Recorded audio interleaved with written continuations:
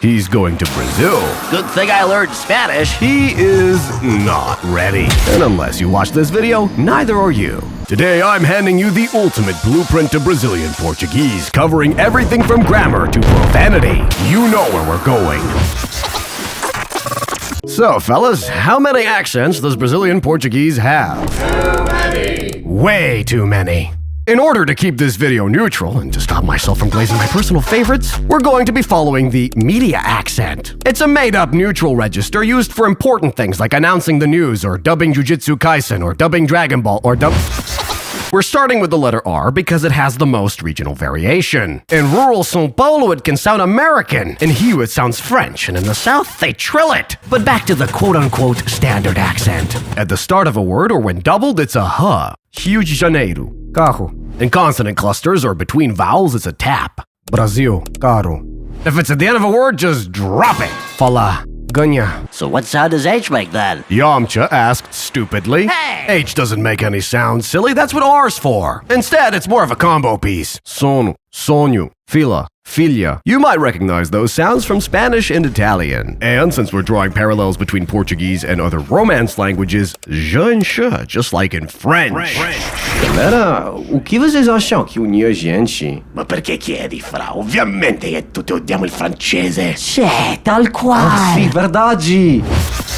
Portuguese spelling is about 500 years old. Old spellings and letters made redundant by linguistic evolution were kept for cultural reasons. And before you start whining, remember, English spelling is a lot worse, also for cultural reasons. How about we play a game? What sound does the letter xis make? Xícara. Próximo. Exame. Taxi. Did you guess 4 different ones? Because if you did, you win. But if you didn't, yeah, you're gonna have to learn it on a case-by-case basis. Speaking of letters suffering from a long-term personality disorder, cedilha is fine. It's easy. It's always a voiceless S sound. Coração, cabeça. The problem is regular se. It's the S in cinema and cedo and the K in casa and culpa. Wait, rewind, wait a minute. In Portuguese, the letter Z makes a Z sound, which is actually unusual for Romance languages. And yet the word casa is spelled with an S-E. That's because it's voiced if it's between 2 vowels, or if it's followed by any of the nasal consonants. If a syllable ends in L, it becomes a W, like in Brasil or Michael. Portuguese words can end in any vowel, but only a very limited number of consonants. But given how pervasive English has become, native speakers often have to use loan words that end in different consonants from the ones they're used to. So what they usually do is add a very short E sound at the end. Oh, so that means internet is pronounced as interneti. Some people say it that way, but the more common version is interneti. Because if these 3 letters are followed by E, they turn into chi-ji-ji.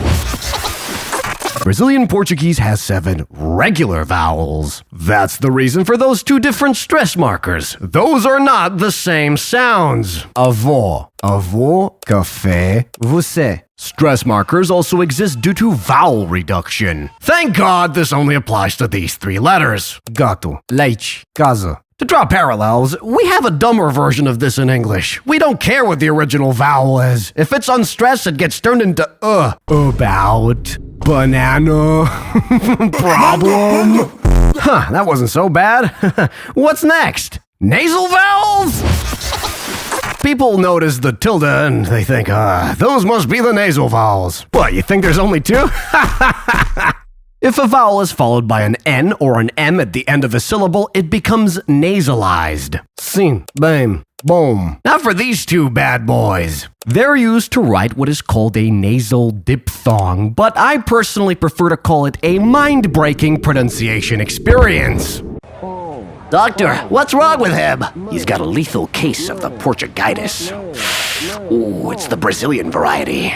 In Brazil, the spoken language and the written standard have diverged significantly. You've got diglossia. And while I think the spoken language is fundamentally all you're ever going to need, sadly, this is the grammar section, and I'm obliged to at least make you partially literate. Following a long-standing Romance language tradition, Portuguese demands that everything from living beings to chairs be gendered. This is the definite article for your hyper-masculine, muscle-pumping objects like the pillow. And this for the beautiful, delicate spoons in your life. Usually, looking at a noun's ending will tell you its gender. This rule does not apply to certain body parts, abstract concepts, and loanwords. If you want to pluralize a word, all you have to do is add an S at the end. And speaking of putting things behind other things, adjectives usually come after the noun, but they can go in front of it as well. However, that changes their meaning and focus. It can be the difference between demonstrating empathy, oh, that poor guy, and commenting on someone's economic status. That guy's poor.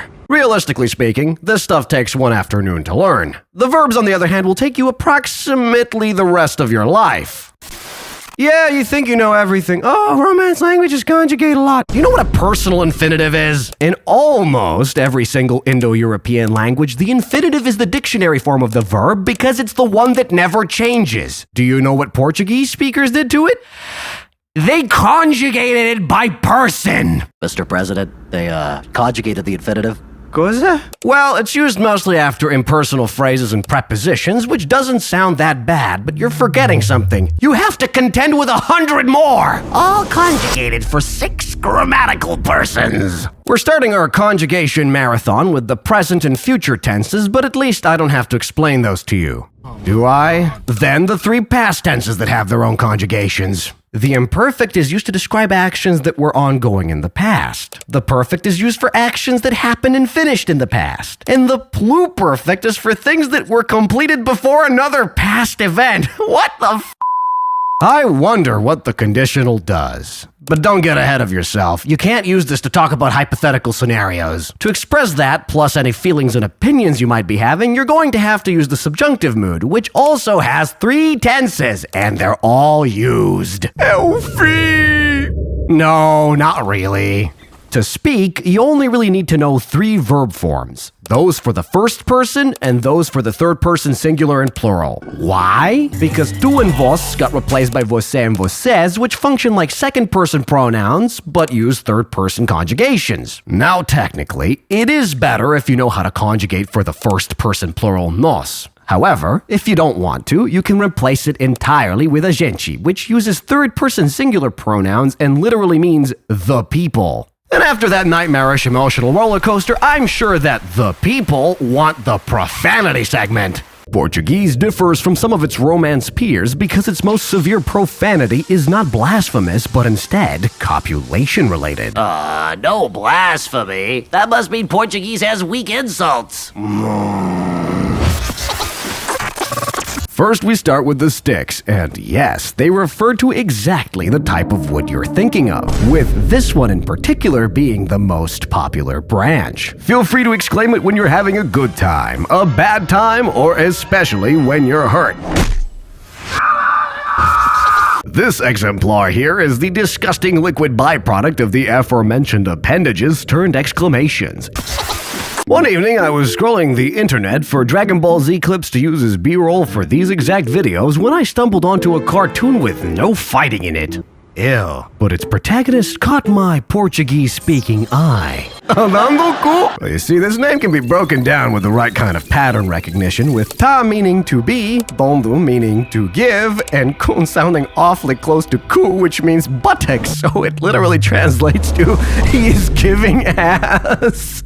Speaking of the rear, this is the standard scatological exclamation that comes pre-installed with every Romance language, along with the verb describing its excision.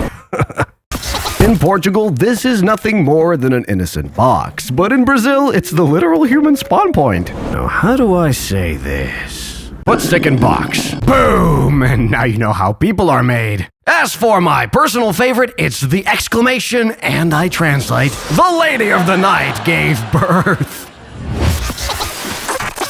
First, an honest thank you from yours truly for liking, commenting, hyping, and subscribing, if you've done so. Second, there may be a new video coming out as early as next week. However, that depends on if I finish it on time. But on the 13th of June, you're definitely getting the French special, which sounds kind of inappropriate now that I repeat it to myself. Either way, I've been your host, Plasticine Heart, and start learning languages now.